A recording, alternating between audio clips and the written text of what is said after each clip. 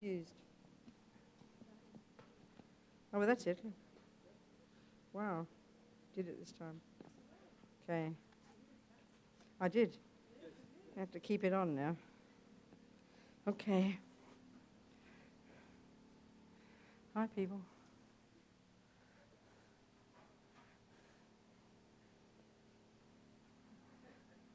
All right.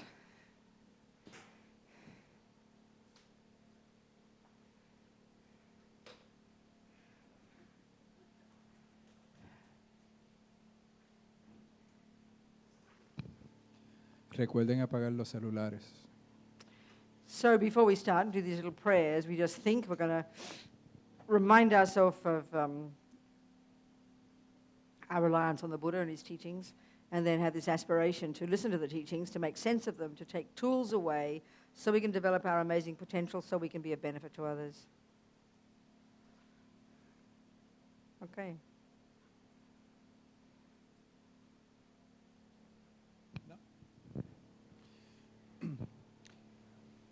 Voy por refugio hasta alcanzar la iluminación, al Buda, al Dharma y a la Asamblea Suprema, por los méritos que acumule practicando la generosidad y demás perfecciones que pueda obtener el estado de Buda para beneficiar a todos los seres. Voy por refugio hasta alcanzar la iluminación, al Buda, al Dharma y a la Asamblea Suprema, por los méritos que acumule practicando la generosidad y demás perfecciones que pueda obtener el estado de Buda para beneficiar a todos los seres. Voy por refugio hasta alcanzar la iluminación, al Buda, al Dharma y a la Asamblea Suprema, por los méritos que acumule practicando la generosidad y demás perfecciones que pueda obtener el estado de Buda para beneficiar a todos los seres. So imagine offering all the things of the universe to the Buddha as if the Buddha were here himself as a request for the teachings. Esta tierra ungida con perfume y regada de flores, con el monte Meru, los 4 continentes, el sol y la luna, vista como una tierra pura de Budas, yo te ofrezco, que todos los seres puedan gozar de una tierra así. Oh sagrado y venerable Lama, desde las nubes de compasión que se forman en los cielos de tu sabiduría dharmakāyika, por favor, derrama una lluvia de Dharma vasto y profundo, de acuerdo precisamente con las necesidades de los que serán adiestrados. Idam Guru Ratna Mandala Kanyatayami. Okay. Did you all get your notes? Did you get your PDF of those notes? Did somebody email you those notes that I did? Nobody emailed you the notes?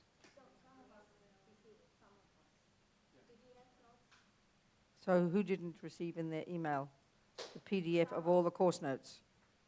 Because people don't have your email or what? Why not? I see. Well, you see, what I did was prepare some course notes with the Heart Sutra in it and then some teachings and things, which we didn't print out, but if you get the email, if you want to give your email to somebody, who would they give their email to? Write it down, then you can get these notes. Got teachings by Lama Zopa, explanations of karma, all these things we're going to talk about in these notes. It's just nice to have things to read. It would have been good if we'd printed them out, but never mind. And in there is the Heart Sutra as well. So have you got a copy of the Heart Sutra? Okay. On you. Right here. You've got it. Yes? Good. Okay. Good. Okay. So let's start with the Heart Sutra and then we'll go explain.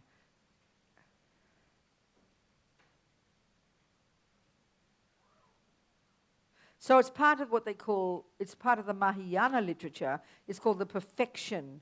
It's in the perfection of wisdom. You know, it's in the teachings of the perfection of wisdom.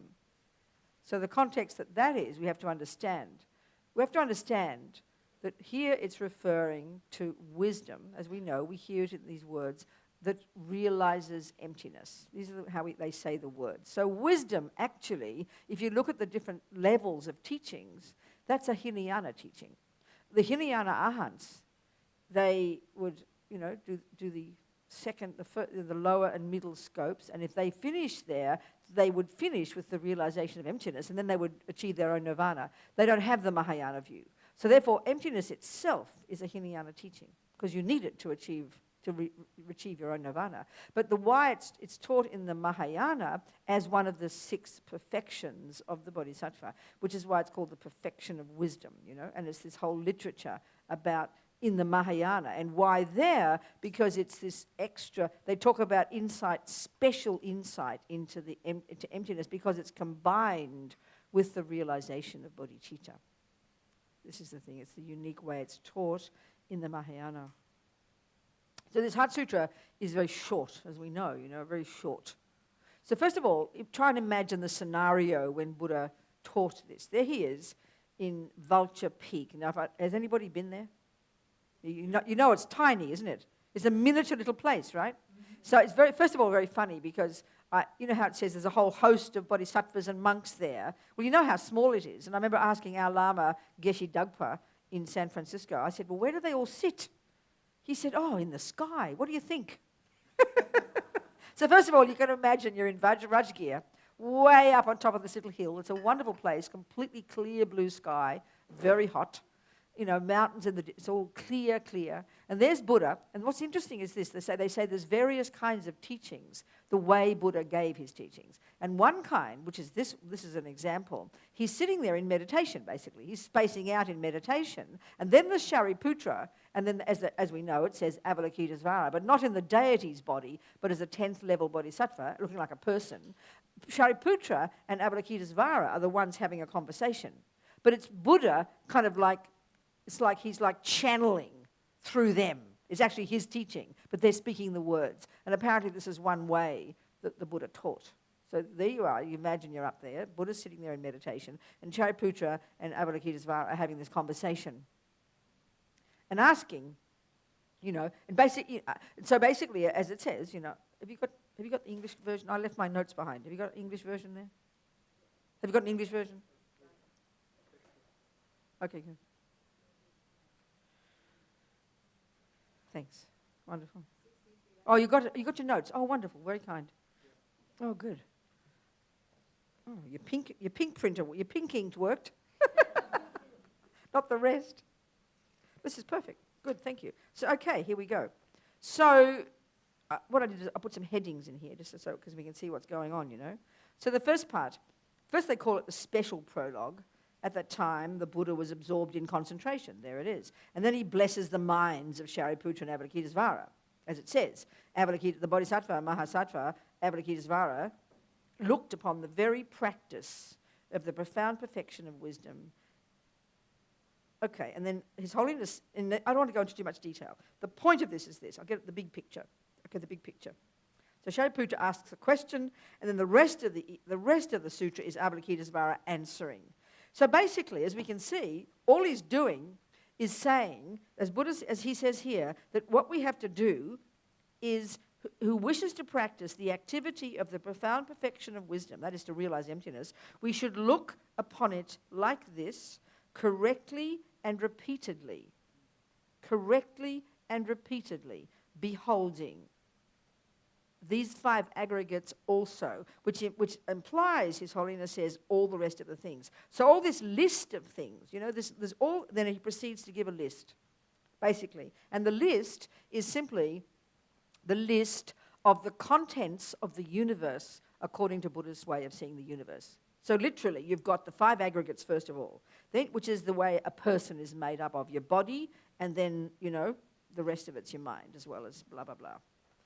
Then you've got, he says, all phenomena are like this.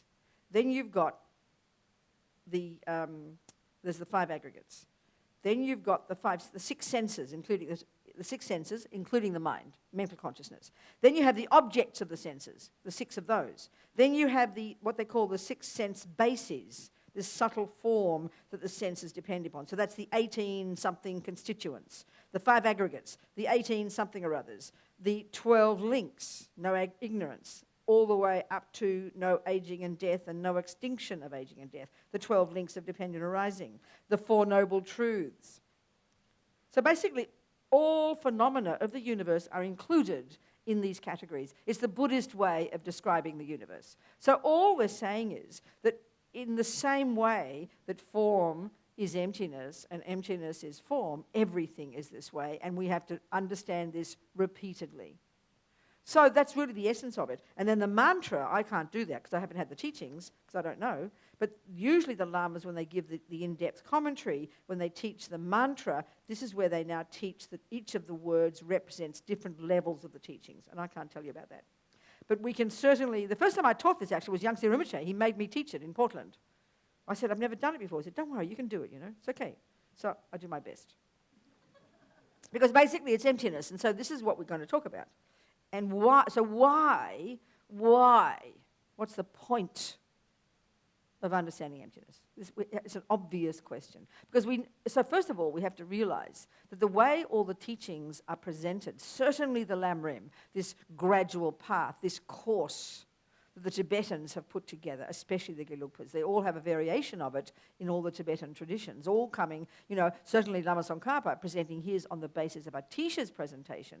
Because what happened is he got to Tibet. Buddhism had been there a couple of 100 years, but I think he kind of figured they'd lost the plot a little bit, There was Dharma all over the place, but there's esoteric here and regular there. No one could see it in an overview, an overall coherent way. And so this little text that Atisha wrote, The Light That Guides You on Your Path, which was the basis of the commentaries that Tsongkhapa has given since then in the 14th century, and thus his packaging known as the Lam Rim, this course to enlightenment. Well, the way everything is presented there, the last one, in the Mahayana part, in the third scope, in the great scope, the last teaching is the perfection of wisdom.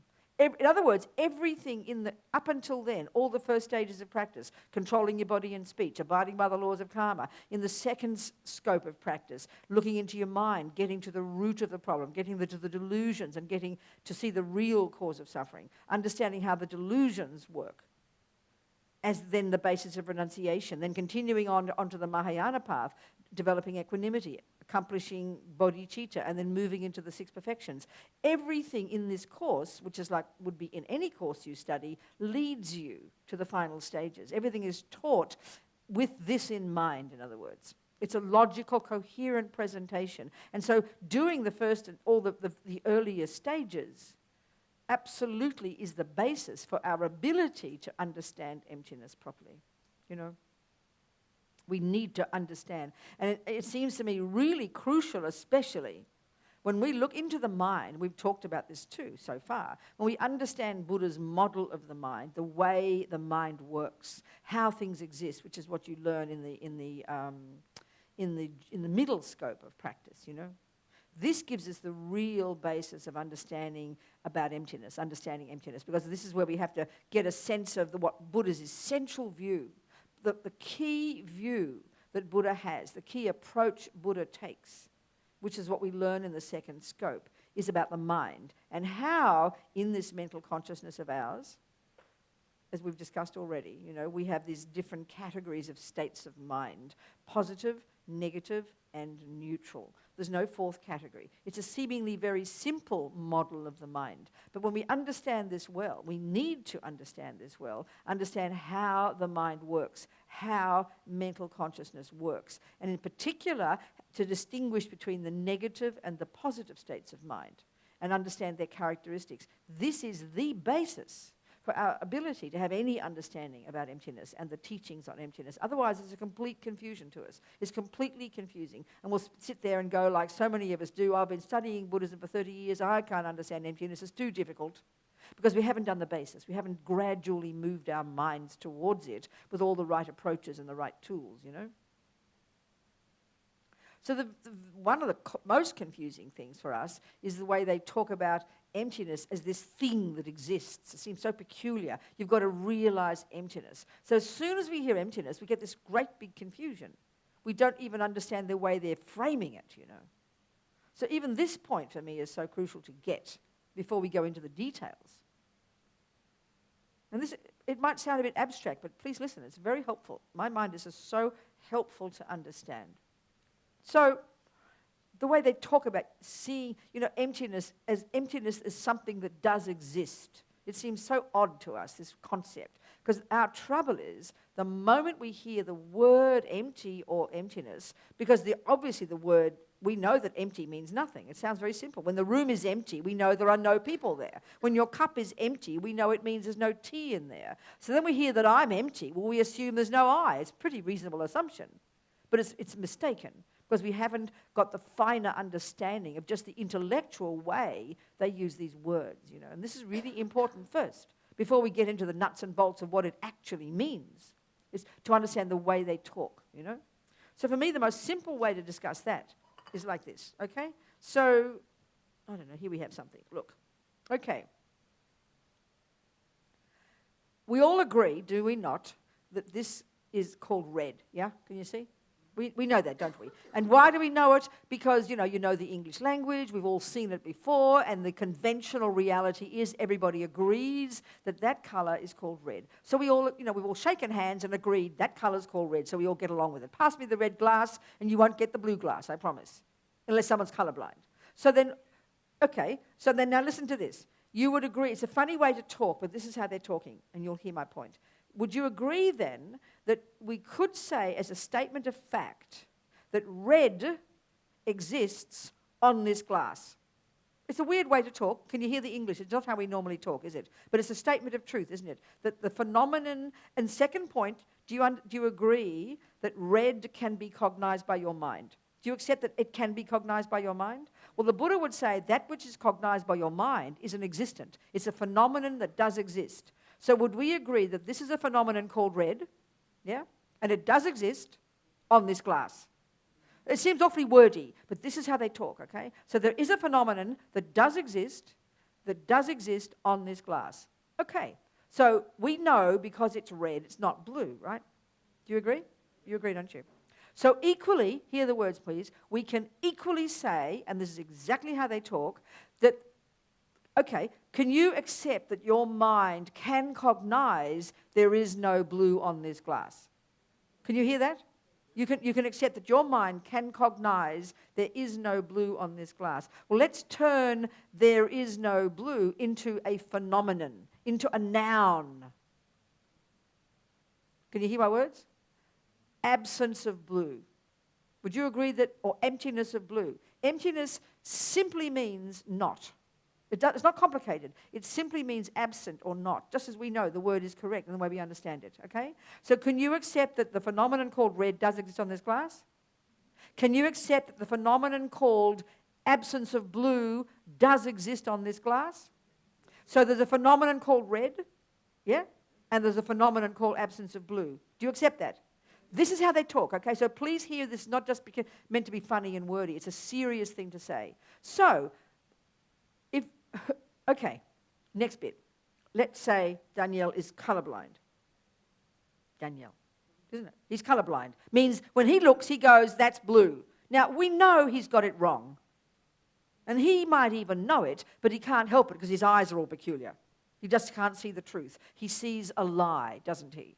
So now let's say we can't bully him. We don't sort of force him to believe it's blue, to believe it's red. It won't help because he'll keep seeing red, won't he? So we'd have to help fix his glasses. Maybe he's got the wrong English word. Maybe the lighting is peculiar. You with me? So we'd fix all the problems up. We'd fix the lighting. We'd fix his eyes. And then what will happen when he looks again? We fix the problem now. What will he see when he looks again? No? Absence of blue. He'll go, oh my God, it's not blue. Now, why would he say that? Because he's totally expecting it to see blue. He's in his mind, he believes it's blue. He's seen it as blue since beginningless time, and he gets a huge shock. In other words, when he sees the emptiness of blue. Eventually, he will see the truth, that it's red. But what he'll first see is the absence of what he thought was there. But now he realizes it's not there. That's how they talk about seeing the emptiness of the inherent I. Of course, the emptiness of blue is easy because we know what blue is. And we can imagine how this is a possibility. But the emptiness of inherent I, that's confusing to us. So don't worry about that yet. We'll go into it. It's just to get our heads around this way they talk. Are we communicating here? So the absence of something, in his case, is a really vivid thing that does exist, isn't it? But if you don't ever see it as blue, well, obviously you don't need to see the absence of blue, do you? Because you already see the truth. So it's only for the person who makes the mistake. You know, the example I used in Portland, I think I said this last year, and I remember Rinpoche said he liked it, so I'll say it again. He laughed when I said it. Like you're running late, and by your front door is your key drawer. You always keep your keys there, your car keys, right? And think of it, you're totally expecting your car keys. And you open that drawer, what will you see? And they're not there, let's say. What will you see? Absence of keys. And it will be shocking. Why? Because you're expecting them. And this is the point. Because you're expecting them. Now, let's say I didn't expect keys in your drawer, and I'm just sticking my nose in your drawer, and I open the drawer, I won't see the emptiness of keys. I'll just go, oh, what a boring old drawer, nothing in there. Now, you see, that's how we normally think about emptiness. There's just nothing there. That's not the meaning. The emptiness of the self-existent I is an incredibly powerful thing when you see it for the first time. You get my point? Because for eons, Buddha says, we have believed in a certain way that our I exists that simply doesn't.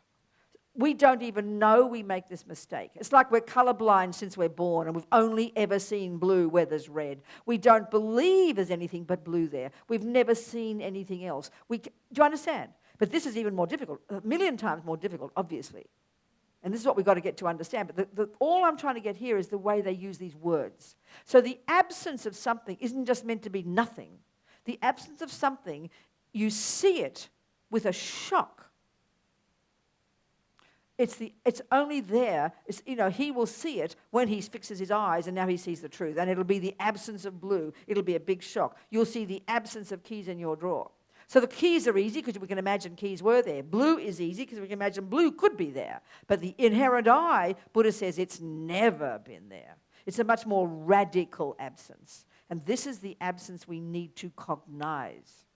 So this is how, exactly as Lama Zopa says, if we can say red is a phenomenon that does exist on this cup, then the absence of blue for him is a phenomenon that does exist on this cup. Well, just like Lama Zopa says, the emptiness of inherent Robina exists on these aggregates. Hear it in the same way. That there is existing a vivid thing called the emptiness of inherent Robina on Robina's aggregates that Robina, and indeed everybody else, has to cognize. This is the way they talk. Can you hear it? Okay. So we at least get our head around the concept. Of course, the problem now is to investigate what this thing is that we think exists, but which doesn't. You with me? This is the problem. And of course, this is what we can talk about. So in the Buddhist teachings, there are so many different logical arguments that we need to use to argue with the misconception in our mind. So with the colorblind, there's no arguing to be done. We have to fix his eyes. That's clear. But the mind, the mental consciousness in this case, is the one that has the problem. And this is where, when we study in the middle scope, when we learn Buddhist psychology, and this particular model of the Buddhist model of the mind, negative and positive states of mind, it seems such a simplistic way to talk. It seems like religious, but these are technical terms. And when we learn there that these negative states of mind, we've discussed this already, these negative states of mind, they have two main characteristics. One of them is very familiar to us, and that's this unhappy emotion. They're called disturbing emotions. Check the last time you were jealous, angry, fearful, depressed. It's hugely disturbing. That part is clear to us. So it's a very big surprise when we think about an emotion, which we feel is like in our body and is painful in there somewhere, to hear how the real characteristic of it, which is why we suffer in the first place, is that it's a delusion, it's a misconception, it's a wrong thought, it's a concept, it's a series of thoughts that we've got that aren't an accurate assessment of the object. This is the thing we have to understand. When we can hear in our own mind how this is working, how when we see our anger, we first feel the feeling, the emotion, the rage, the hurt. But when we start to be our own therapist, as Lama Yeshe puts it, and really start to understand our mind using Buddha's model of the mind as our basis for understanding it, and then we will be able to listen when the mind has calmed down. We'll be able to listen to the conceptual stories that are informing that emotion, because that's the actual characteristic of anger, that it's an exaggeration of the bad qualities of somebody. That's what it is. All the delusions have this unique function. They embellish, they exaggerate, they distort. Meaning, this is what they say all the delusions are. So if it's attachment that sees the chocolate cake, we know perfectly well that energy of hunger for it is a feeling. And we can't resist putting our hand out there and stuffing it in the mouth. And let's face it, we don't stuff it in the wrong hole. We know which hole to put it in because we're addicted. Attachment. The main thing behind that energy, which seems like a feeling, is that this habit of this exaggerated story about the cake. That's the actual way that attachment functions. It's literally a conceptual story in our mind that's an exaggeration of the quality of the actual cake. This is, when we can get to see this, we easily can understand emptiness. Not joking, not joking. We have to understand this characteristic, Because when we say anger in our world, we don't think of it the way Buddha does. When we say attachment, we have no idea how we're talking, because it's so multifaceted. It's so primordial. It goes so deep, has so many ways that it functions. We've got to get way beyond the emotional component of it to really understand how it actually works. This is the unique thing of Buddhist psychology. It's quite unique to the Buddha, I tell you. And when we get to understand this, and begin to apply this in our own mind every day, this is when we really become a Buddhist, actually. That's when we really become a Buddhist. We're really in tune with Buddha's clear way of describing why we suffer. Because what he's saying is this, that this is how they talk, the way the world, everything out there, people, things, events, the moon, the stars, the weather, places, whatever it might be, how things out there appear to us. The way they put it in Buddhist psychology is in the aspect of whatever is in our mind. This is what Buddha's saying. When we understand this first intellectually, then we can begin to identify the different states of mind that are informing our way of seeing things. And this is the shock to us, because as Lama Zopa says, normally in the world, we don't even know that what's going on in here plays any role at all in our life. Why? Because we believe, as Lama Zopa puts it, in our karmic appearances. However things appear to us, delicious cake, ugly person, we never question. We never question. We just believe it is that. And this is the way delusions work. And so the way the delusions are, there's a hierarchy of them. The root delusion, which is the one that's uprooted when we've realized emptiness, quote unquote. The root delusion is called ignorance, simply called ignorance, or in Tibetan, marigpa. And it's got this very particular way of functioning, the particular way of lying. So then we're going to go into this, then it gives rise to its main voice, which is called attachment. So we think of it in the grossest way, like, I'm attached to chocolate cake. This is like the most superficial way to understand attachment, So the root delusion is this primordial, clinging, grasping, this frantic, instinctive grasping at a sense of a self as an inherent, intrinsic, this fearful, neurotic sense of a self.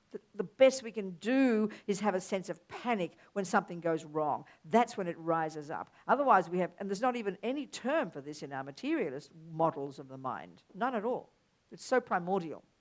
This is the root delusion. Then on the basis of that, there is attachment to get what that I wants. Then, as we've discussed, there's anger or aversion when it doesn't. And then on the basis of this, you've got your jealousy, your arrogance, and your other states of mind, This is the world. This is the world. This is our mind working all the time on autopilot, totally instinctive in these different states, depending on which ones we have practiced most, So this is what we have to unpack. So in the second scope of practice, where we learn to know the mind, this is totally preparing us to understand emptiness. Totally.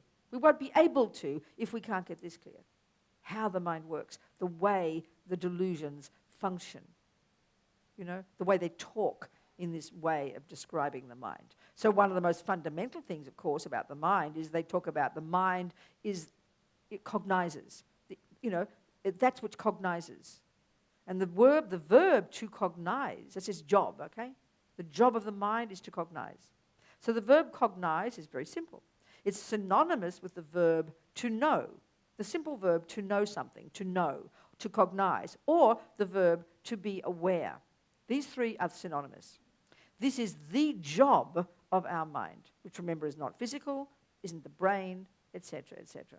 So the job, and this is a crucial point for the Buddha, the job of our mind is to cognize. So clearly the question is, well, cognize what, please? Well, guess what? Buddha says, everything that exists.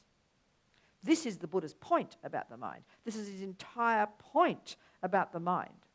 He says every mind has the natural capacity to cognize correctly everything that exists. This is what his point is. This is what he means by omniscience. So we need to hear this because it's an insane concept if we think of ordinary psychology. You can't possibly mix these two views. There's no view like that in the modern psychology. People would think you're insane if you said that was the job of your mind, your brain, which is what we think the mind is. So we can't even think in the same terms. This is Buddha's unique view. And that's why we're aiming towards becoming a Buddha, because that's the natural potential of all mind. And the key characteristic of a Buddha's mind is omniscience, seeing that, cognizing that which exists without any mistake. That's the job of our mind. This is what we're trying to do. We need to hear this. It's very outrageous. So why is he telling us we need to do this? It's obviously because at the moment we're not doing it. And this is his point. That this particular set of states of mind, called the negative states of mind, the disturbing emotions, the mental afflictions, all these words which are synonymous, they have this particular characteristic, like I said, of being delusional, of literally being misconceptions. In other words, the extent to which any one of these delusions is prevalent in my mind is the extent to which things out there appear wrongly, appear in a way that they in reality don't exist. And this is what Buddha's saying. We're living now in la-la land. We are completely disconnected from reality. In other words, we're all walking around based on our own particular recipe of delusions, cognizing a world out there in a way that it doesn't exist. This is Buddha's unique approach. When we learn this way back with understanding attachment and aversion, it's not just ignorance that is not seeing things correctly. That's the ultimate one. That's the deepest one. That ignorance informs all the other delusions. So getting the others calmed down first. Well, you've got to calm down your attachment and your anger and your jealousy and your neuroses. You've got to know that they're your mind. You've got to know that they're projecting onto stuff out there back in high school, in the middle scope, before you get anywhere near understanding how ignorance is lying to you about everything fundamentally. This is so important to understand. Because ignorance, the root delusion, lies in the same way as all the others. They've got their own particular story, and this is the root delusion, it's most primordial, but they all embellish. This is a great word in English. I don't know what it is in Spanish. They all embellish. As Lama Zopa puts it, it's a great way of putting it, that the way we are now with our delusions, with our neuroses, with our misconceptions, what these misconceptions are doing, it's a great way to put it. He says they are decorating on top of what is there layers upon layers upon layers of characteristics that just aren't there. This is the way these delusions work. When we get this, I tell you, we are really on track. And understanding emptiness is not, first of all, intellectually, is not so difficult. But if we don't even get this point and we can't work out the way they use the words, we'll always stay confused. Are we communicating? Do you have any questions about this so far? Any questions at all about just what I've said so far? No?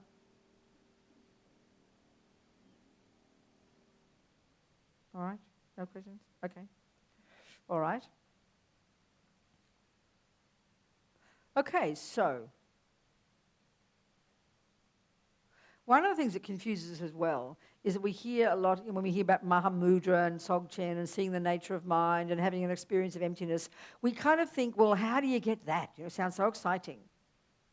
And we get very confused about what it is that we're supposed to do to get an insight. We kind of mystify insights. We mystify an experience as something special and holy that we think will come from the sky, you know. We really are confused about this. And I can't stress this point enough, and I say it often enough, but and I'm not joking, but the way we in our ordinary life have learned how to cook, drive cars, play the violin, become a carpenter, learn computers, and I'm not kidding here, is exactly the same method that the Buddha teaches in the 2 modes of meditation. And you'll hear what I mean when I explain it. When we get this, it'll make sense to us. Okay? So, okay. I always use the same example, you know. I go to school, and my teacher, I went to the convent, but I remember this teacher who first taught me was a lay lady, Miss Holton. She taught me that 1 + 1 is 2. Okay? Now, first of all, this is intellectual information for me. I'd never heard this before, right? So it was new information. You agree? It was just concepts. It was just intellectual, wasn't it? Even as small as that, it's completely intellectual. I had no idea what she was talking about. I'd never heard mathematics before. So she told me this. And then she would have said, I want you to go home, Robina, and do your homework. She would have said that, right? So we know what that means, and I'm going to purposely say it this way, and you'll hear my point. If she's a Buddhist, what she would have said was, I want you to go home, I want you to do some single point of concentration, the first mode of meditation, get some focus, please. And then I want you to go to the second mode of meditation, and I want you to do some analytical meditation, and I want you to get an insight into this. These words are exactly the words we're familiar with when it comes to Buddhism, right? Well, this is exactly what she would have told us if she spoke like a Buddhist. So what are we doing in there? So first of all, if you want an insight means, you know, it's a great word in English. I think there's not a really good word in Spanish for this, I've discovered, unless someone come up with one. But insight's very nice. Insight, inner seeing. It's a very nice word. It's sort of like when you understand something, isn't it? When you understand something in your heart, not just intellectual. That's what an insight means. It's a great word, a lovely word. So, okay, in the beginning, she wanted me to go home, and she wanted me to learn, to become familiar with, to get to know that 1 + 1 was 2. In other words, she wanted me to understand it, didn't she? Means she wanted me to get an insight into it, didn't she? That's what learning is, isn't it? So the tools I would have needed, we know this perfectly well, it's so obvious. I would have to have the right words first, wouldn't I? I couldn't be vague and say, well, maybe 1 + 1 is 3 and think that if I get home, I'll get the insight. I'll never, ever, ever get the insight, will I? I've got to have the right words first. Now, this is our biggest problem already being Buddhists. We just don't realize that you'll never realize emptiness until the universe, until the eon of time, until you have the words right. And you'll see why. Because if I don't have the words right, when I come home and I do my first mode of meditation, which means, you know, get some focus, because we all know you can't do anything if you can't focus, which is called concentration. That's all you're trying to achieve in the first mode, get some focus. So why? So you can do the actual job in the second mode of meditation, and they call it insight. But look at the method we use to trigger insights.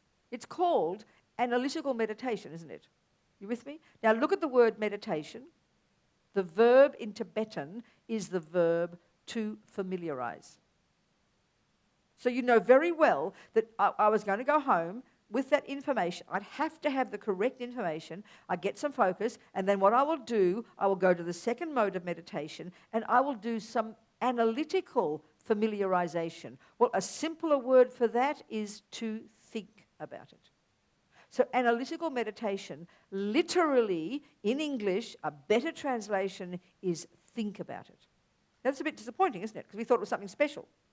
And it's what we've been doing all our lives, thinking about things. And we know the only way we've learned mathematics, cooking, carpentry, etc., is by thinking about it properly, the accurate information, until eventually you've become familiar with it. Well, this is how we learn everything. And there's not a fraction of difference here. This is exactly how you will realize emptiness. You first have to have the words. You have to have some focus. You go home after your class, you get some focus. You go to the second mode of meditation, and what you do is you think it through, but you think the words through. Words are what you think. And slowly, slowly, with familiarity with all those words, with all the different logical arguments that you need to first learn in class, which you will then use in your analysis, use in your thinking, this will eventually trigger, thank you so much. She can have her notes back now. Thanks, Sally. This will trigger, won't it? This is the point. When I get my sums, I've got 1 + 1 is 2, then I'm sitting home, I've got my focus, I've got my piece of paper, I've got my pencil, and I'm really trying to do my homework, okay? And what I'm trying to do is understand it, make meaning out of it. And I'm going to write it down, and eventually I will go, oh, Mummy, I get it, won't I? That's an insight. And how did I get it? By thinking. Well, this is how you realize emptiness. This is how you realize impermanence. This is how you realize karma and even compassion. But somehow we don't quite get this. Even it sounds very shocking to us to think we realize compassion this way. That's what we have to do. You take the words first, because all of Buddhism is simply a worldview, a highly complex, highly sophisticated, detailed, precise representation of the way the world exists. This is what it is, you know. So being a Buddhist means internalizing, listening to, thinking about, and eventually getting a direct realization of, an insight into karma, impermanence, compassion, emptiness, etc. So the same methods we have used all our life, and we, in fact, in the modern world, are geniuses at it, is exactly how we learn to be a Buddha. And I'm not kidding. I'm really not kidding. But we don't think it's like this. We mystify it. You know, we hear the teachings, we forget the words, and then we wonder why we don't have an experience. We really do wonder why, because we've mystified it. And it's quite shocking, actually. It's really quite shocking. You know very well, even to learn a simple thing like drive a car, you've got to get so many facts in your head. And you can't make a mistake. Otherwise you'll kill yourself. But we just don't realize that about the Dharma. Even many of us now would be embarrassed to have to give a definition of attachment. We wouldn't even know what to do because we've forgotten, you know. We think, oh, we don't realize we have to learn the words, you know. So somehow very interesting. So, okay. So in order to have an experience of the absence of the inherent self, to see the truth of that, we need to use lots and lots of logical arguments. Because why? Because in the mind at the moment, the delusions are completely fixated, totally addicted to their lies. And not only are we addicted to the lies, but the world even appears to us like that. And this is the part that's so shocking. It's bad enough, as Lama Zopa says, that we think what we think. Bad enough that the world appears to us through the filter of our mistakes. But the worst thing is we believe it's true. This is the worst one. Bad enough he's colorblind. Bad enough it appears mistaken. But the worst thing is he believes it's wrong. He believes it's blue. And that's what keeps us in samsara. So the first step would be, at least, even though it still appears blue to him, he's got to remind himself, don't believe it, it's a lie, Daniel, don't believe it. Already he's nearly there. But we get sucked in every second, and it's so spontaneous, and it's every millisecond of the day. It's really hard I mean, forget ignorance, which is so subtle, but just attachment. All the ordinary delusions are so hard to see. When we see that chocolate cake, you know, I'm a sucker for food. One of my attachments is food. Every time I see food, forget it. I'm in there. You know, I believe in the delicious cake. It's in the mouth before I know it. This is how we are, you know. This is the way our minds are. We're totally addicted to these mistaken ways of seeing things. That's why we have to have awareness. And that's why we have to do purification practices. We've got to put atomic bombs underneath the delusions to loosen the grasping, to loosen the grip of them, you know. It really does take time.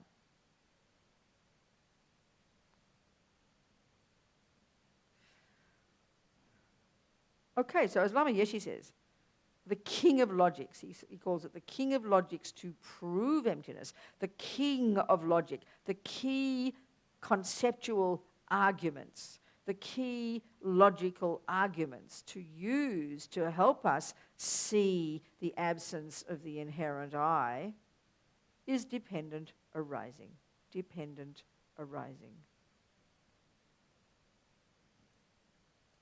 Dependent arising. So one way Buddha talks, and this is really one way that Lama Tsongkhapa really likes to talk, is in the context of the two truths. Okay? Things, the Buddha's saying, the entire universe there's different ways of talking about the two truths, but one way is this one, that everything that does exist, whatever does exists, necessarily exists simultaneously in these two ways. The first way is called conventional existence. Conventional truth is how they call it. Things have a conventional existence. And then the other way they exist simultaneously is that they have an ultimate way of existing. So the shorthand for conventional truth is the term dependent arising. The shorthand for ultimate truth is the term emptiness. These are like the shorthand, you know, the real essence. So these are what we have to unpack. Let's put some meat on those bones. And this is what's implied here already.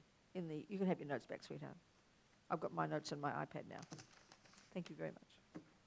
Oh, I'm sorry, I bent it. Thank you. Thanks, sweetheart. Thank you so much. Wonderful. So let me find mine.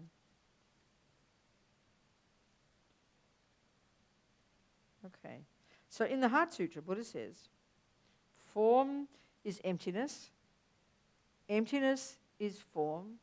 Form is nothing other than emptiness. Emptiness is nothing other than form. So first of all, he only mentions form there because it's the first of the first grouping of phenomena called the five aggregates. And everything else is the same. We would say, you know, that this I is emptiness. Emptiness is I. I is nothing other than emptiness. Emptiness is nothing other than I. All the different phenomena. Exactly the same discussion. He just starts with the first one, that's all. Where's my notes? Here it is. Okay. So, but there's something that could be a bit confused here, so I'll explain. Where it says, you see, as His Holiness says, strictly speaking, it's not correct to literally say emptiness is form and emptiness is form. Form is empty. That's a correct statement, literally. But to say emptiness is form isn't literally correct. And okay, is it worth going into that one? Yes, it's worth it. It's helpful for our minds. Remember we discussed the whole universe is made up of phenomena that do exist. There are various synonyms for what exists. An existent, a phenomenon, an object. All these words are used synonymously for whatever does exist. And this is a big major point, remember, for the Buddha, because right now he says we are cognizing things that just don't exist because of delusions. Remember? We're not seeing reality as it is. So, okay. So, one phenomenon that does exist, let's say we talk cup is emptiness, emptiness is cup is empty, emptiness is cup is nothing, emptiness is nothing other than cup. Any phenomenon we take. So, or glass, let's say glass, okay? So here we have a glass. So glass is empty, and you finish the sentence by saying empty of existing inherently. You would say that. glass is empty of existing inherently. That's a correct statement. But now it says emptiness is glass. Well, technically that's wrong, because emptiness of inherent existence is a phenomenon that does exist on this glass. You accept? Emptiness of inherent existence is a phenomenon. Do you accept that? Do you accept that emptiness of inherent existence of a glass is a phenomenon that your mind can cognize? Do you accept that? Okay, so that we accept that emptiness of inherent existence of a glass exists on this glass. You accept that?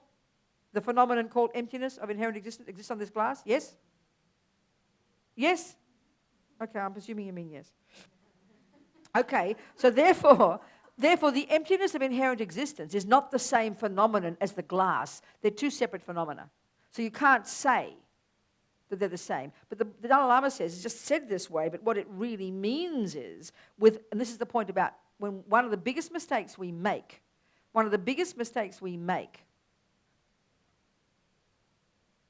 Hi. Have you just come from Barbados?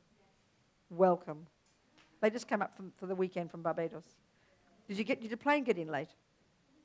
Darling, be comfortable. You all right there? You can see me? Move your chair around so we can see each other. Okay, there you go. Good. We've just been emailing. Yes. Okay, so, okay.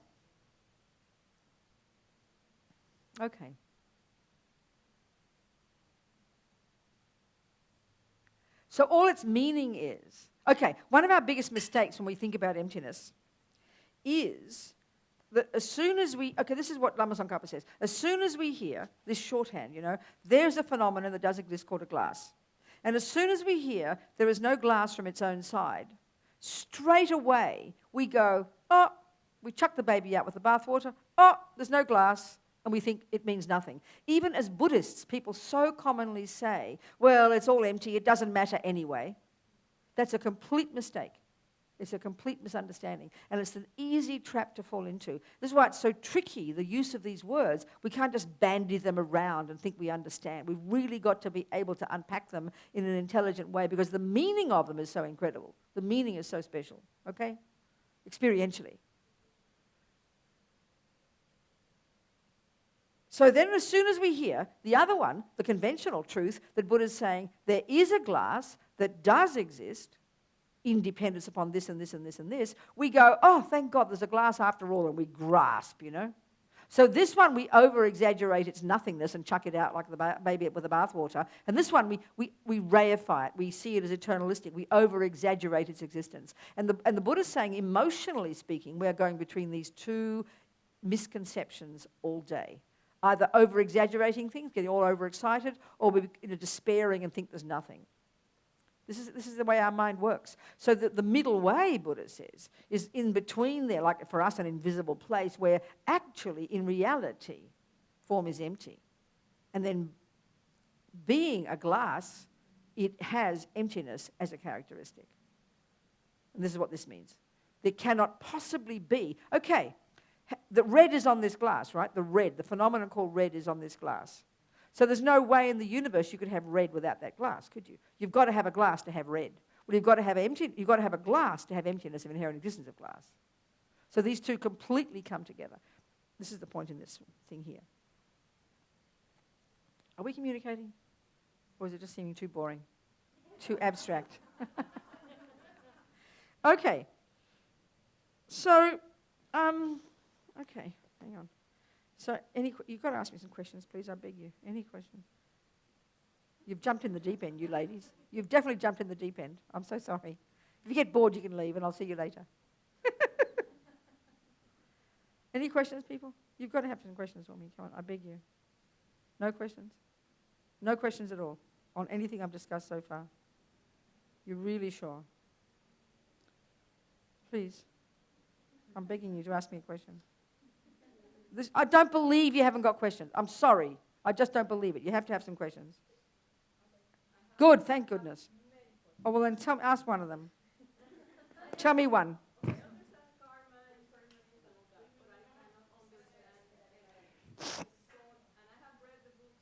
But that's just what I'm saying everybody says. That's because you haven't put all the words together.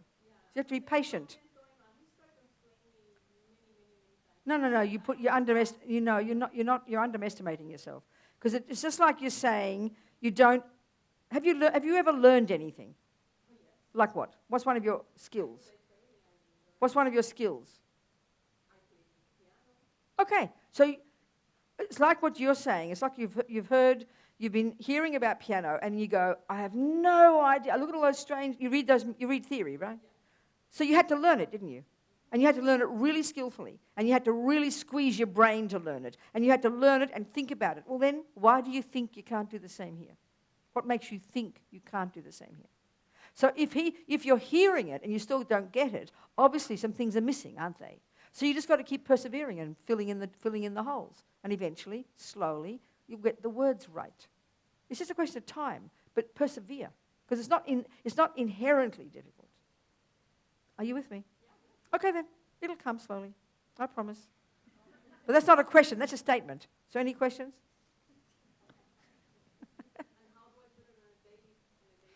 By reading it, by reading about it. There's no shortcut. Okay, you could say that. Okay, on a daily basis, there are excellent ways of practicing this. He's your husband, is he? Yes. You live with him? Yes.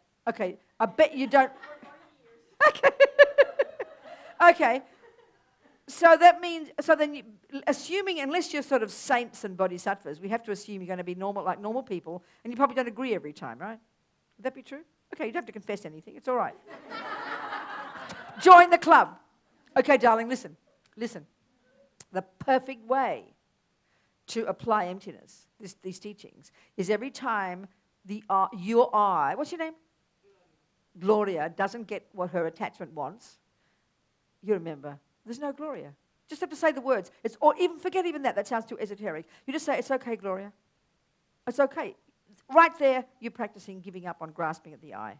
Because when you can see, can't you, every time the attachment, the anger, the hurt, the jealousy, the fears, that's the indicator of this sense of self we have, which is so primordial, which these teachings about emptiness, when we slowly get them, can undermine. So just the experiential practice every day is every time it rises, you know. If everything's going nicely, Gloria doesn't get upset, does she? Like everyone else. But the millisecond Gloria's attachment doesn't get what it wants, like everybody else, that's the indicator that the Gloria's sense of self isn't getting what it wants. So just remembering that and kind of arguing with yourself and accepting or giving the blame or letting go. This is immediate daily practice. We don't know the intellectual words of it, it doesn't matter, because that's the sign that we all have an eye that we grasp at. The Buddha says if you've already, quotes, unquote, realized emptiness, meaning if you really actually have rid the mind of all this nonsense, then you would be blissful all the time, you would never get attached, you wouldn't get angry, you wouldn't get jealous, you wouldn't get depressed. These are the ways to really remember experientially how it all applies, and then it seems pretty tasty. Do you understand? So as soon as we know that we have these symptoms, these are the symptoms of this mental illness that Buddha says we all have. Clinging to the sense of a separate neurotic self. So this you understand. This you understand? Well, this is how you apply every day. So then slowly, because you're intelligent, you can learn, hear the words, listen, apply it. The penny will drop, join the dots. Slowly it comes. Slowly. It does take time. You've got to persevere. All right? Good.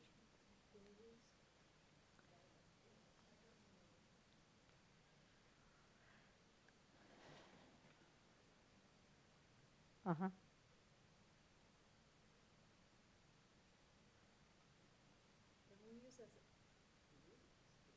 Just press the button at the top. Oh, it's on still. It is on.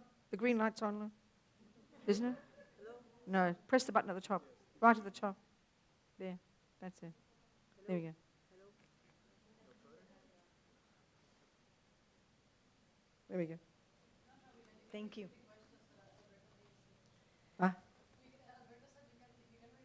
I could do that, yes. What's the question? Basically, can we use as an exercise just to try to discontrast ourselves, like our physical body, like an exercise? Like, I think of myself being this person, I which I understand. think I am. Sure, that's one of the many things we have to do, and we'll go into it. Absolutely. Let's go into that. So it would be like, okay, I'm not only this hand. This is one of the discussions. We'll go Oh. into it. Absolutely, yes. This is one of the discussions we have to do. Well, but Yes. that was it. I was just trying to do Yes. that as an exercise when I see myself in a mirror. That's so I right. just try to deconstruct myself. Right. And what Now, do you it's come? easy, What, and what it's con- easier to do and that what with your conclusion? body. And what conclusion do you come to? When That you I do get that? very confused. That's right. There you go. Well, what good is that? Obviously, the wrong exercise. But What? I keep doing. I keep trying. But again, the same thing. If you don't know the right words, you won't. That's why you get confused. So maybe you're missing the words. This is what we'll go into. It's one of the good exercises. We'll go into this one. Okay. Thank you. All right. Anyone else? Anyone else? Nobody else? All right. Huh? Where? What? Come on, you people. Okay. I mean, we can go blah, blah, blah about all the theories, but I don't know. We'll see what happens. Because, I mean, I can only go by your feedback. And if you don't give me any feedback, then I think I'm going to have to be quiet, because I'm not sure I'm saying things that you want to hear, you know? Okay. Okay, so in the different, so like I said, the king of, as Lama Yeshe puts it, the king of logics that we need to employ to get an insight into the absence of the inherent I on these aggregates is dependent arising.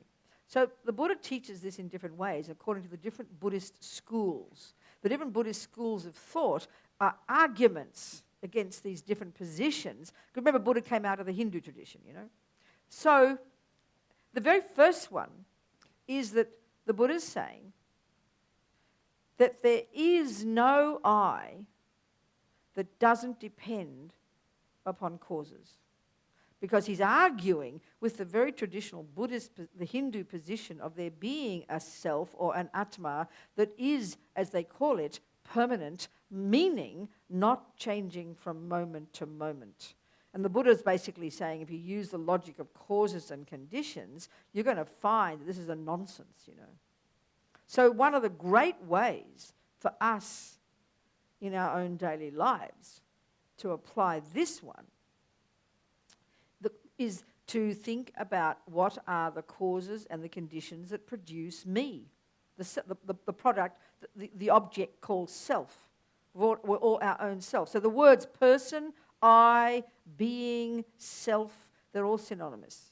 And we're one of those. There's a glass, well, we're a being, we're a person, we're a self. We fit the definition of that type of object, okay?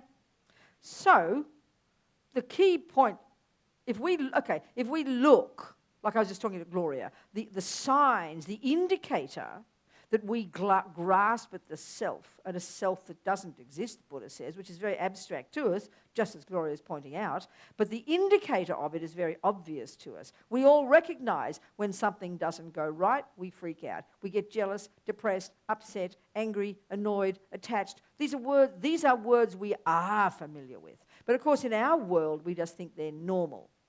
Oh, that's normal human behavior. Buddha says they're all mental illnesses, you know, that are the indicator of the deepest delusion that which is abstract to us, that we cling to this sense of a self. Now look at how we feel in our world.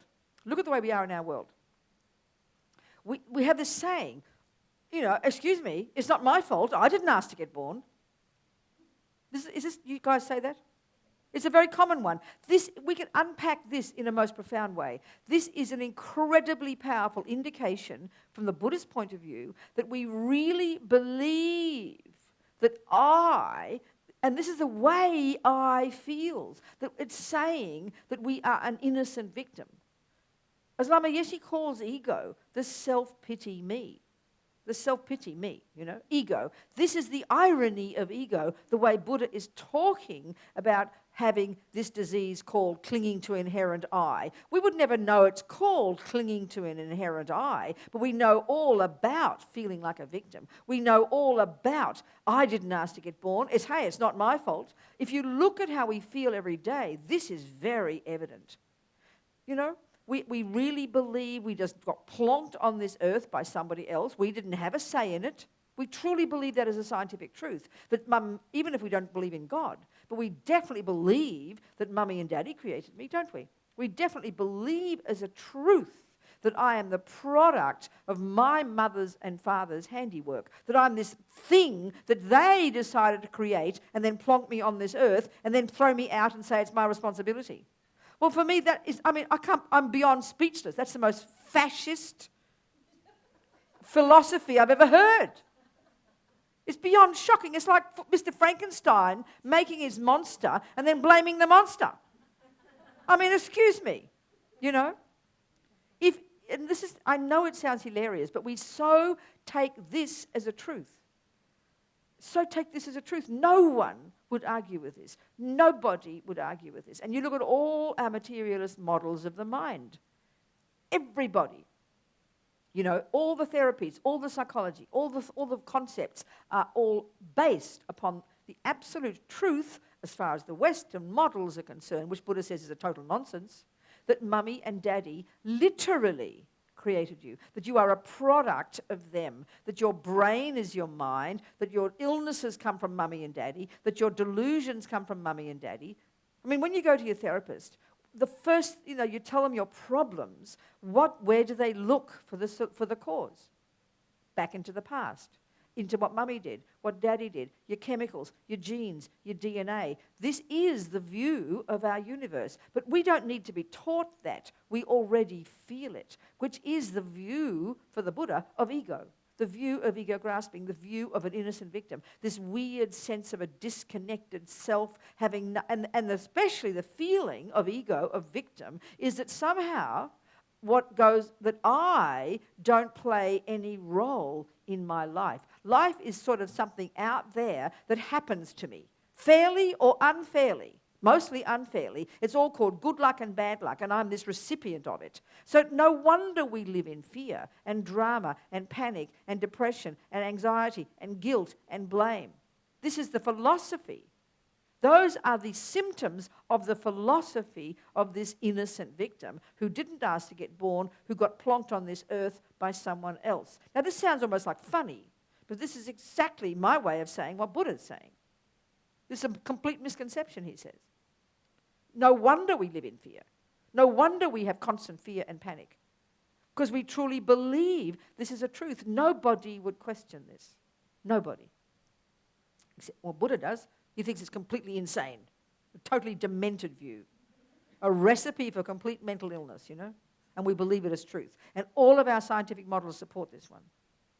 So, what does he say? He says that your Mummy and Daddy were very kind. They worked very hard to get that egg and sperm together, and they gave you a body. That's it, Robina. How kind they are, though, because you need a body. But the rest of it, all your qualities, your love, your hate, your compassion, your being good at football, your intelligence, your ability to write, to play music, whatever it might be, they are your characteristics in your mind, which isn't physical, and which came along and ran like a magnet, ran into your mummy's womb. Not more than a few weeks before, Buddha would say, your consciousness, a continuity of your consciousness in an unbroken chain of mental moments from the second of conception, you track it back not more than a few weeks, that consciousness would have been in another body, and this highly complex scenario at the time of death, various things happening. Lama Zopa would suggest that in a past life we must have practiced strong virtue in the context of a spiritual path. This is the cause of our getting a human body. At the time of death, which would have been peaceful, our mind was already programmed. The karmic seed that would throw us, as they call it, into my next life, into my mother's womb, this was already created. In other words, I was the creator.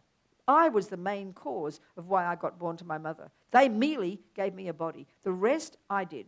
My enormously hard work of morality, enormous hard work of generosity.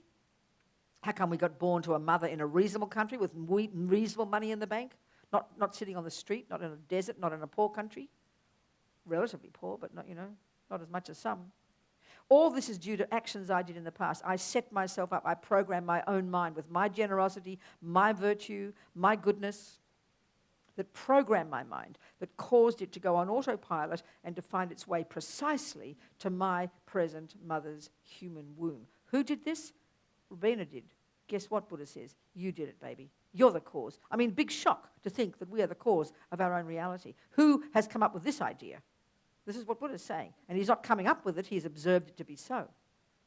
That we program our own mind, and due to very strong history with these parents, because we have very powerful history with each other, my mind went to my mother's womb, next to my daddy there. So it's quite a shocking concept, quite different. The other view is that God made you, which is a similar concept, actually, that someone else made you. They're both similar. At least they have that one agreement. The materialists and the Christians, for example, both agree that someone else made you, that you're somebody else's handiwork. Not for the Buddha. Not for the Buddha. This is the meaning of karma, okay? So simple. So, of course, we've got to take it as our hypothesis. Who can see this? We're not clairvoyant. You know, who can see that your mind is not physical? We can't, so we take it as our hypothesis, because this is what he's saying, that our consciousness goes back and back and back. Every microsecond of what we think and do and say programs that consciousness, and then this highly, detailed programming went on even before we stopped breathing in the past life. Already it was determined I'd be my mother's child, in particular in Australia, in Melbourne, at that time, with that body. So that, in other words, 4 ways your karma ripens: the kind of birth you get, that particular mummy and daddy, all the situation, the people, the experiences I had, the Catholic nuns who taught me, the people who harmed me, the people who were helpful to me, all your experiences, the second way karma ripens. The third one, all my tendencies, my being good at this, at anger, at music, at that, whatever. I did not get those from mummy and daddy. They might be like them too, but they got them because they're good at them as well, because I practiced them in the past. They're mine. And even the environment we live in. Buddha says, I am the main cause of all of this. This is the simple meaning of karma. And I is just this name we give to this continuity of mental moments, that's all. And then I produce my own experiences. All the people I meet, all the things they do to me, the ones who love me, who hate me, who harm me, who don't harm me, the environment I see, how it impacts upon me, my own tendencies, the shape of my body, the world I live in. Buddha says main cause of all this, my past actions and my delusions, my past actions and my virtues. So it's a very, very different view. Well, the first level of dependent arising is that there is no I that doesn't depend upon all these causes. Therefore, there cannot be an innocent victim who didn't ask to get born. It's a nonsense, because that's an expression of feeling a permanent, causeless me. It's completely delusional, Buddha says. So thinking about karma, cause and effect, is the most powerful, tasty way to break down the grip of ego grasping and self-pity and fears and nonsense. Just by thinking about karma. In other words, it's putting me in the central seat. I am the main cause of who I am. I am not someone else's handiwork. So this is an incredibly empowering view, which is the exact way to smash ego grasping, to smash the fear of this self-pity ego me. So this is an experiential way of talking about arguing using logic, Buddha's view here, to argue with the ego's view of being an innocent victim, having nothing to do with my life, being plonked on this earth by somebody else. Karma is the most marvelous way to talk about this. This is the first level of dependent arising.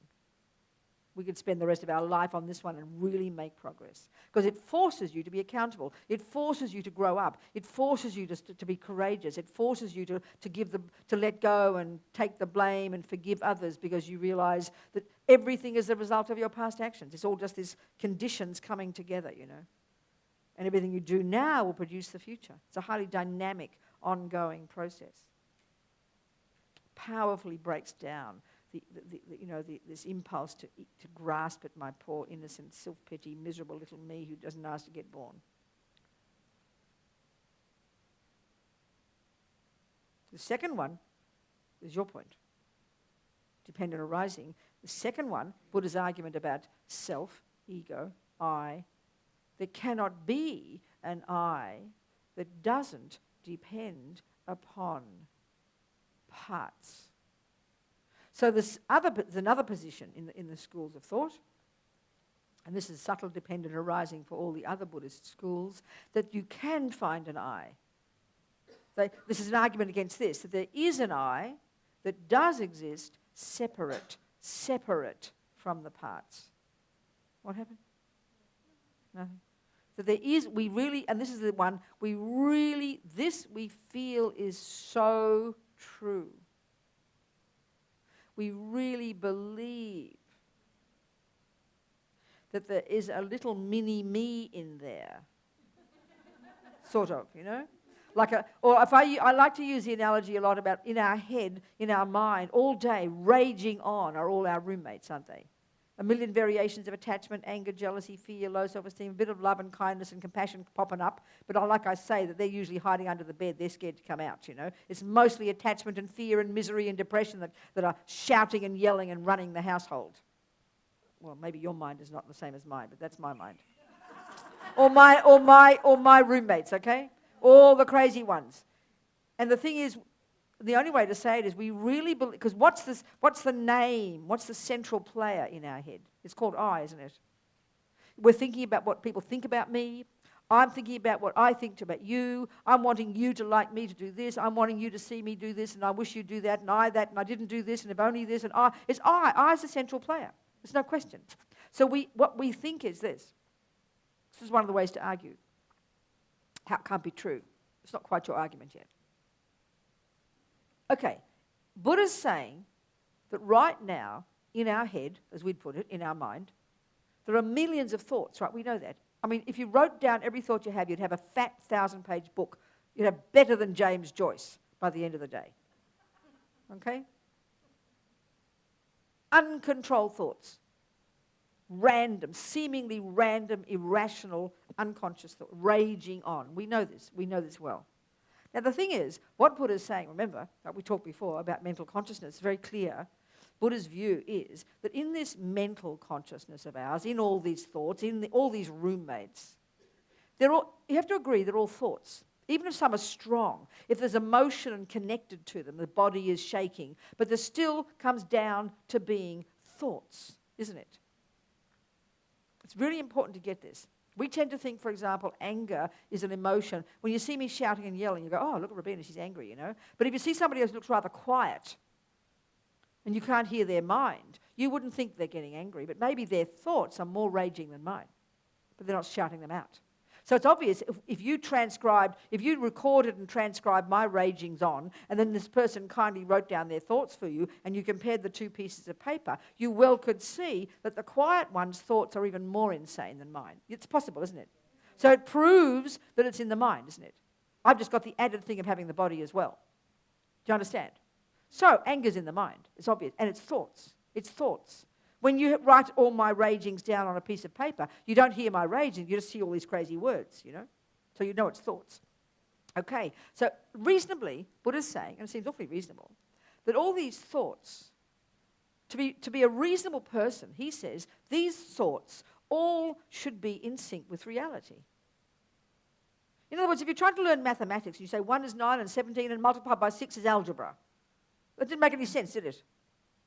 Did it make any sense what I just said? It didn't, because we know mathematics and we know it was a nonsense statement, but that's how our mind is all the time now, but we don't even know we're talking rubbish. Do you understand what I'm saying? We don't even, no wonder we're all mad, you know. We say all these sentences like, oh, he's the worst person, he's the cause of all my suffering, how dare he do this? We think every word of that is true. And it's just like saying 149 geometry algebra. Meaningless. So our heads are mad. So this is what Buddha's saying. Most of the time, these roommates are insane. They are demented, meaning they have no basis in reality. So I might go, there are 5 cups, there are 5 glasses on my table. Well, we know mathematics so well, you'd all laugh at me. You wouldn't go, oh, is that true, Robina? No, because you all know maths. So you can immediately see that the thoughts in my mind, there are 5 glasses on my table, is a delusion. You agree? Well, this is the kind of clarity we need to be able to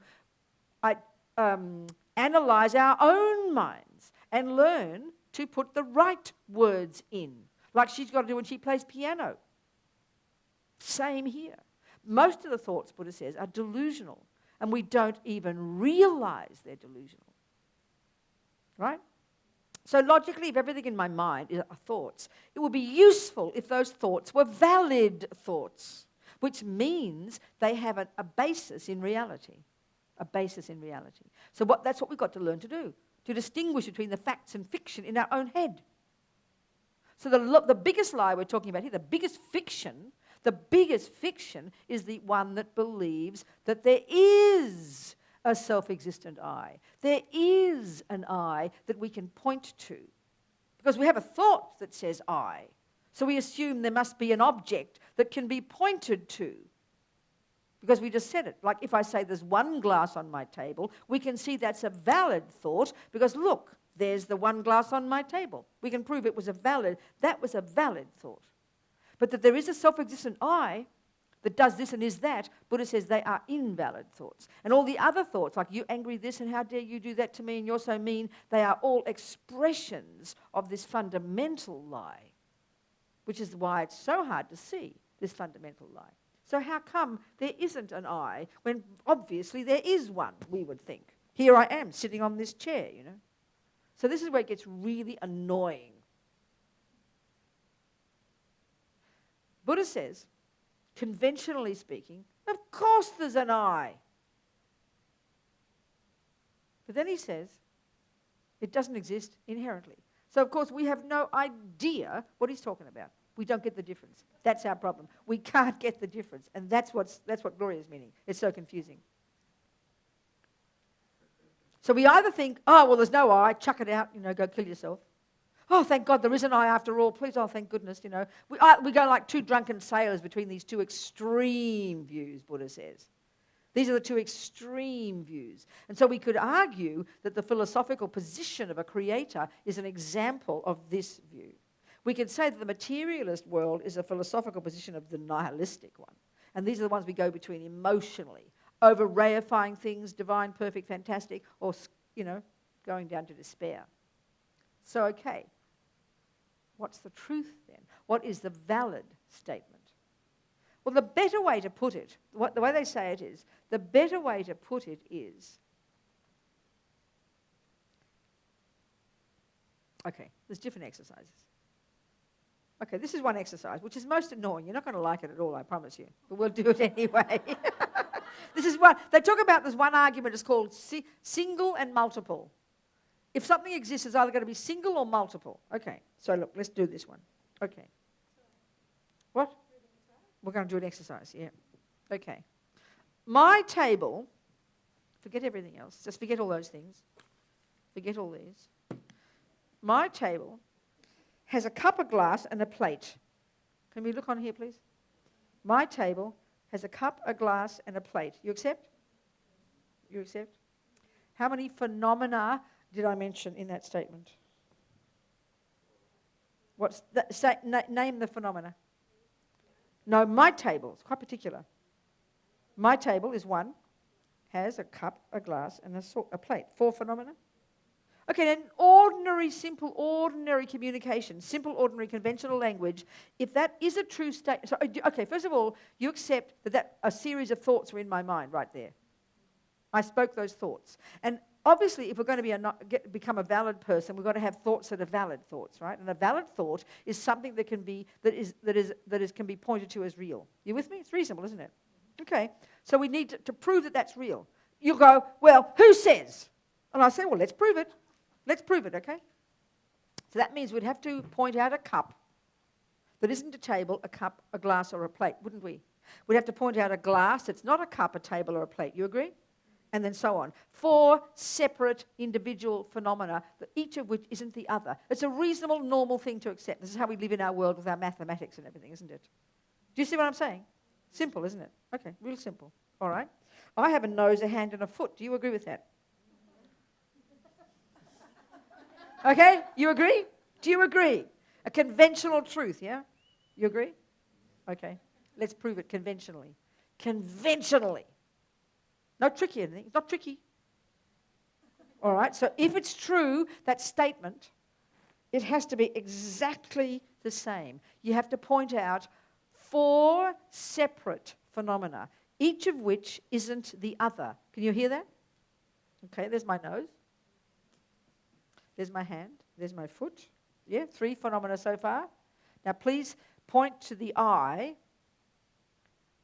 that isn't the nose, that isn't the hand, that isn't the foot, and indeed any other part of me. Which bit is it? All the Buddhist schools, except the Prasangika Madhyamika, say there is something. And they thought about it for many years and meditated, so don't just be simple about it. So what would it be? Because if it's true, you'd think they'd have to find it. Where would be the I that isn't those parts? Any thoughts?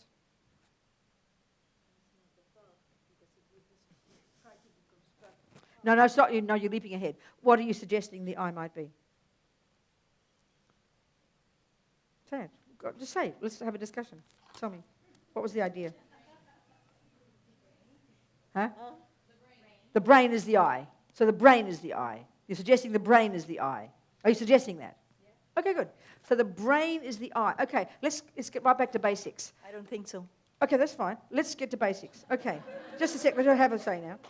Okay, first of all, before we discuss anything, it's pretty reasonable, isn't it, that we should define our terms. You agree with that? So, I'm a little girl, and you say, pass me the glass. And I say, Mummy, what's a glass? And you'll say, darling, it's that flat-bottomed container over there, the red thing with red around this and a circular or something. You define the first part of it, which is its conventional characteristics. You agree? And I'm not still sure what it is, but Mummy, what does it do? And you say, oh, darling, it holds my water. You'd tell me that, wouldn't you? So the flat-bottomed container that holds my water is a good definition of a glass. You agree with that? Now, that's not enough to prove it's a glass yet. We have to get the water and we have to pour it in. And does it hold the water? Does it fit the definition? It does, doesn't it? So now we've proved it's a glass. So now we all agree, we shake hands, and we say it's a glass conventionally. You agree with that? Okay. What's the brain? What's the brain? Just give me a definition of the brain. Part of the body. Okay, and what's its job? What's its function? You think so? So you agree with the materialist, not Buddha, do you? So you're not a Buddhist. You agree with the materialist view? Oh, from this point. Okay. No, but they've got to be real, otherwise it won't work. What do you think the brain is? What's the definition of the brain, people? I mean, it still relatively has got a function that Buddha wouldn't disagree with. So what does the brain do? Part of our body. Okay, you've got to give me the definition of it. Well, say something. So, okay, you're thinking that's the I. Well, we'll say it processes things. All right, now good. So that's the brain. That's the brain. And you're telling me the brain is the I. Okay, what's the definition of I? This case, Robina. What's Robina? What's the definition of Robina? Is Robina a phenomenon that does exist? Is Robina a phenomenon that does exist?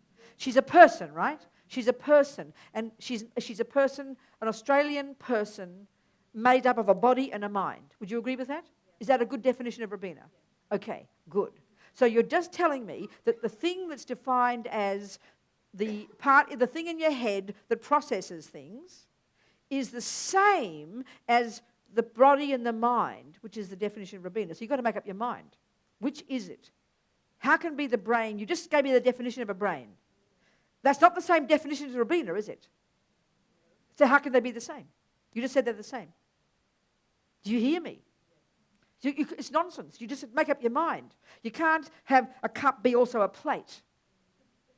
You can't be this way. So if there is a thing called a brain, which there is, and you're saying that's the I, but you just agreed that Robina is the name of this I, and she's made up of body and mind. But the brain is not made up of mind, is it? It's only one part of the body. Well, then it can't be the same, can it? So you're wrong. What do you think? Why? Give me a reason. Logical reason. Well, basically, what do you think the I is? Do you think I exist? in a conventional way, What is sum of all those parts, bollocks, as we say in England? but She didn't, you don't laugh. You're not supposed to laugh at that statement. You didn't hear it. The Barbadians would get it, don't you? Haven't you got the English in your country? Don't the English live in your country? Didn't the English live in your country? Well, you'd know that word, didn't you? What I said, what you heard me just say? You did, yeah. These Puerto Ricans didn't hear me. Okay, so where's the I? You just. Oh, then how can? If there's no place, how can it exist? Well, it doesn't exist in it. It does. Use the microphone, please. But we are talking conventionally. So I'm not sitting in this chair. So, excuse me, am I sitting in this chair? Am I sitting in this chair? Thank you. So I am The sitting in person who we call Robina is sitting in that okay. chair. So then, where's the I? Where's Robina? Well, the conventional part of Robina is sitting in the chair. But we just said before, we're only trying to prove even conventionally that you agreed with the statement that I have a nose, a hand, and a foot. Yes, you do. And if it's a true statement, you have to point out 4 separate phenomena, but you just can't. So then how can it be true? Conventionally, even.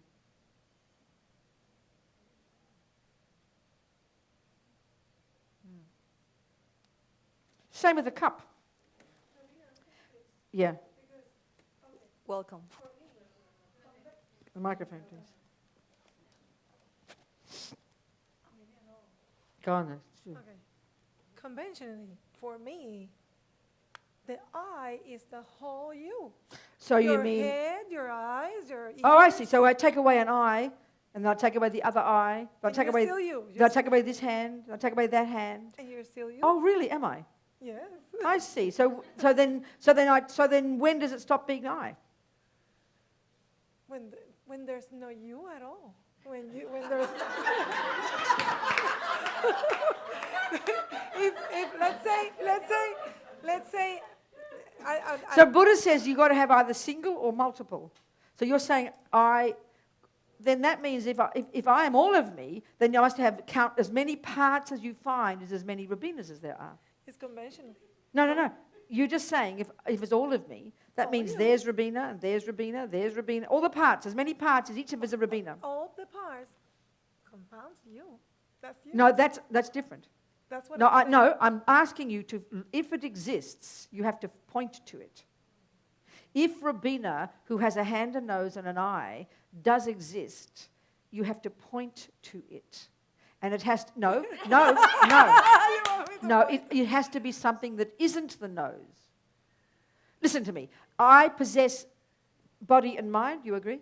Mm-hmm. I possess a nose, a knee, an eyelash, an eyeball. Okay, so if that's a true statement, you have to point to an eye that isn't the nose, isn't the eye, isn't the eyelash, isn't the toe, isn't the pee-pee, isn't the caca, isn't the knee. But you just said it's all of it. So make up your mind. You're meaning that I have. Did you hear me? Yes, but. No, you're not hearing it. Oh, though. sorry. That's right. It's okay. My table has a cup, I think. If it's a true statement, conventionally, you have to point out a table that isn't a glass, a cup, and a plate. So if it's a true statement that I have a nose, a hand, and a foot, you have to point out an eye that isn't the nose, that isn't the hand, and that isn't the foot. Oh, I understand what you mean. You can't. That will be outside. Pardon? And it's not outside. What? The eye will be outside, and if it's a phenomenon that exists, then you mean that the eye has to be outside of that whole. If there is the one, and that's the one that's the one we think. When we say I have a nose, we believe, or we say I'm angry, and I'm jealous, and I'm loving, and I'm this, and I'm intelligent. We believe you can point to the intelligence, you can point to the, each of those thoughts refer to something that does exist, but we believe there's another piece in there called I walking hand in hand with the other bits. That we believe that. And we cannot recognize that I. What? And we cannot cognize that I. What? The I that we are referring to, we cannot cognize that I, and that's why it does not exist. It is or it is not? No, that's nothing to do with it. What are you saying? Okay. What I'm saying is, anyway, never mind. Give the microphone away. What I'm saying is, what Buddha's saying, forgive me, who am I? I'm just repeating. What Buddha's saying is that there is no I the one we think is there, separate from the aggregates. There can't be. There simply can't be. There can't be. And why? And this is where we get to the third one, which we all know the words. Because why, as you said, is that I, Robina, is a name that we use to refer to those parts. That's the only way. So the correct way to say it is, we'd go, hi, who are you? Oh, my name. The correct one is, my name is Robina. To say I am Robina is technically a mistake. And so this is very funny, because Lama Zopa, when he gave one wonderful story one time about when he was, as you must know, Lama Zopa Rinpoche was a Sherpa. He was recognized as a very little boy, as a reincarnated Lama, this great meditator, Kunsang Yeshi, from his past life, a Nyingma meditator. So anyway, when he was a very little boy, his sister said that from the time he could crawl, the moment his mother turned her back, he'd be crawling up the mountain to where this cave was that the previous meditator used to live in, you know. So he was like, he always seemed like he already knew who he was. From the time he could talk and walk, as soon as his mother would turn her back, he's walking up the mountain to this cave, and she'd say, come home. He'd say, no, that is my home. So he clearly knew who he was, so she thought she'd better check with the local lamas, and they did an observation. They did seem he'd be the reincarnation. And then whenever he played games, he'd make mud tormas and have pujas and mud bells, and he would announce that all his benefactors from the past life, he'd give all their names. He would announce they're all coming to the puja, you know, from the people from his past life. So his mother checked up, and they did seem to think that he was the reincarnation of this Kunsang Yeshi. Anyway, when he was 8 years old, he was up in some monastery, up in the mountains, with his manager. They all have managers. They're very professional, these people. These He's 8 years old with my manager, he said. So anyway, he's up there, and he sees across the river, there's a very big, big river, and he sees across the river these strange, pale-faced, straw-coloured hair people, like Anglos, basically. And so he was really compelled to meet them. I mean, it turned out that, 20 or 15 years later, well, most of his students were Anglos. Now they're all colours and shapes. Anyway, he wanted to meet them, and the bridge is a little rickety bridge, right? Rope bridge, and it was very dangerous. And he wanted to go, and he had this bowl of potatoes, because you offer Sherpas eat potatoes, right? So he has his bowl of potatoes, and he's walking across the bridge, and he falls in with all his potatoes, you know. So then he said, it was very funny the way he told the story. It was very moving. He said, the head, meaning his own head, was bobbing up and down. And you could see his manager running along the bank looking freaked out, because they don't teach swimming up there, obviously. He couldn't swim, you know. So then he said, I didn't know anything about emptiness, which indicates in that life he was 8 years old. But I have to deduce from his own way of saying, which I'll explain, he has to have had the realization of emptiness in his mind. Because he said, the thought occurred, the person known as the Laudo Lama. And that's the way you talk. When you really, in your heart, you know there's no I to be found. You say it in this way. The person known as the Laudo Lama is about to die. And then he said, I didn't know anything about emptiness, but there was no fear. And this is what's interesting. As Lama Zopa says, when you've realized emptiness, when you've removed the belief in the inherent Gloria, which gives rise to attachment to get what Gloria wants, which gives rise to anger when Gloria doesn't get what Gloria wants, etc., join the club, we all understand it. When that is when the fundamental misconception of the inherent I, which of course seems abstract to us, but when that fundamental misconception is gone from your mind, there is no fear.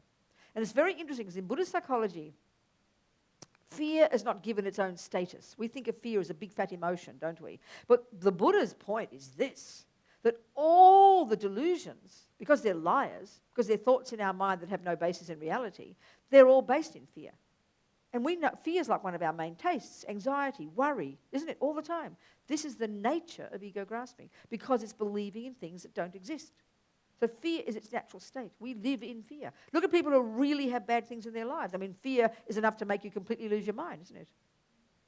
Because it's the belief in the self-existent me and the grasping to get what it wants and the frantic fear of not getting what it wants and the trauma and the drama when it doesn't. This is what samsara means. And when we've cut the root, when we've removed from the mind, the neurotic sense of self, the belief in it, that's the realization of emptiness. And from there on, there is no fear. I mean, it's inconceivable in our culture. That's mad, you know. So it's outrageous what Buddha's saying. So way to go. Do we want a tea break? Or some kind of break? Yeah. Yes? Yeah. Okay, go on then. I'll be back and I'll have my triple latte or something. We have a triple latte, please? Any orders? I think if you got a cappuccino machine, you'd make a bit of money for the centre, okay? May I recommend? You start a bar down there, you'll be making a fortune. I tell you, you would. You'd be bringing most of your money. You'd do that. Come and talk to me.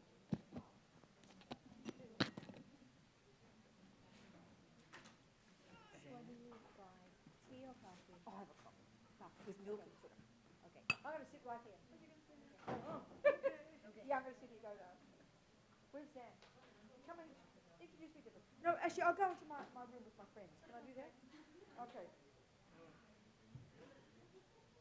Come on in, all of you.